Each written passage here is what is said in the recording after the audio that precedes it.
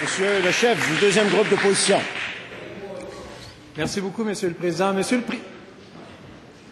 le Président, depuis 30 mois, le gouvernement s'obstine à refuser l'inévitable, c'est-à-dire la tenue d'une commission d'enquête publique sur l'industrie de la construction. Hier, M. Duchesneau a été très clair. Une commission d'enquête publique, c'est le seul moyen de rassurer le public et de redresser des problèmes devenus structurels. Cette commission est urgente.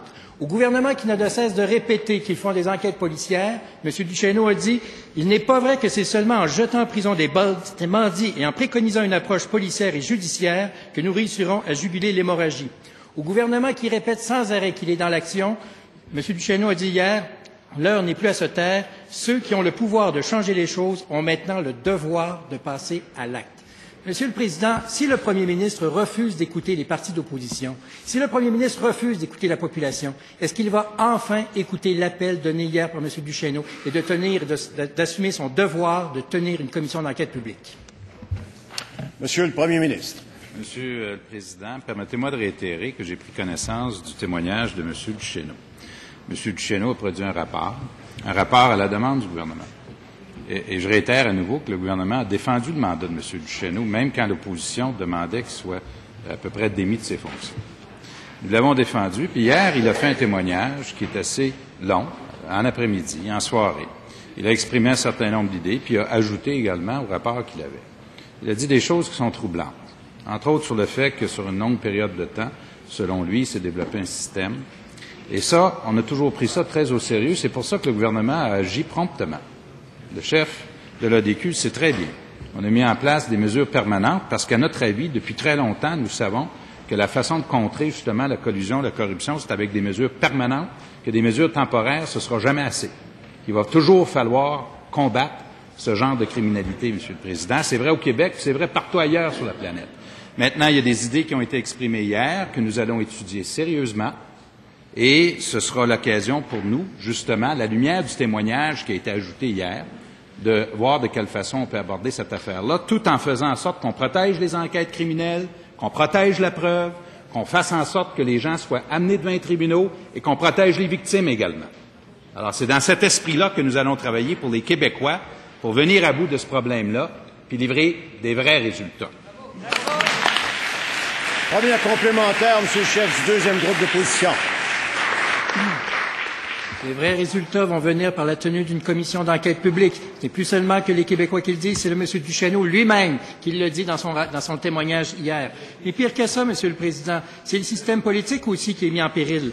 M. Duchesneau a déclaré hier « On a laissé un empire clandestin se former. Ce sont des vautours qui vont tenter de se rapprocher de vous, de tous les partis politiques. » Il mentionne également que ces gens-là assistent aux activités de financement.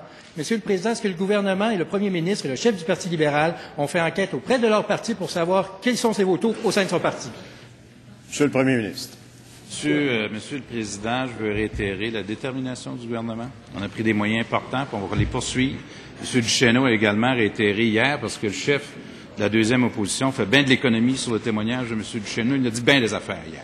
Entre autres, il s'est fait demander par sa collègue de Lobinière s'il y avait de l'ingérence dans les enquêtes. Il a répondu clairement non. Hein? Ça, le chef de la deuxième opposition oublie d'en parler. Il a été demandé hier s'il y avait des interférences politiques dans l'attribution des contrats au niveau provincial. Il a répondu à peu près non aussi. Sauf que vous oubliez d'en parler également aujourd'hui. Il s'est fait demander sur les fameux extras s'il y avait des interventions politiques. Il a également répondu non, Monsieur le Président. Nous autres, on veut les vraies réponses, on veut des vrais accusés, puis on veut des gens qui vont être amenés devant les tribunaux. Deuxième complémentaire, Monsieur le chef du deuxième groupe d'opposition.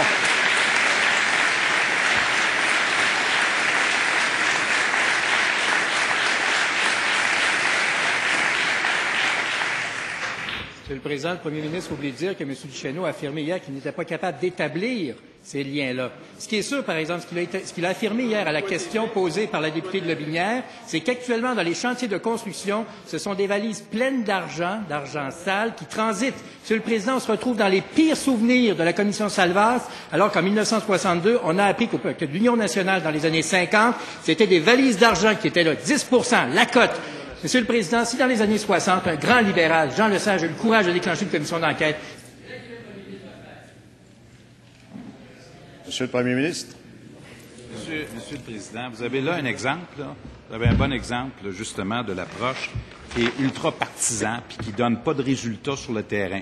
Alors, si on comprend bien la théorie du chef de la deuxième groupe d'opposition, si les gens ne sont pas trouvés coupables, c'est parce qu'on n'a pas réussi à trouver la preuve. Il vit dans une société, lui, où tout le monde est présumé coupable. Alors que dans la vraie vie, la vraie société, c'est quand on a des vraies preuves qu'on amène les gens devant les tribunaux, puis on prend les moyens pour y arriver. Comme c'était le cas pour Carcajou, que M. Duchesneau a beaucoup cité hier. Carcajou, c'était pas une commission d'enquête. M. Duchesneau l'a cité amplement. Pourquoi? Parce qu'il y avait un très haut niveau de difficulté, puis une volonté ferme du gouvernement, justement, d'arriver au bout. Ben, c'est comme ça qu'on arrive à des résultats, M. le Président.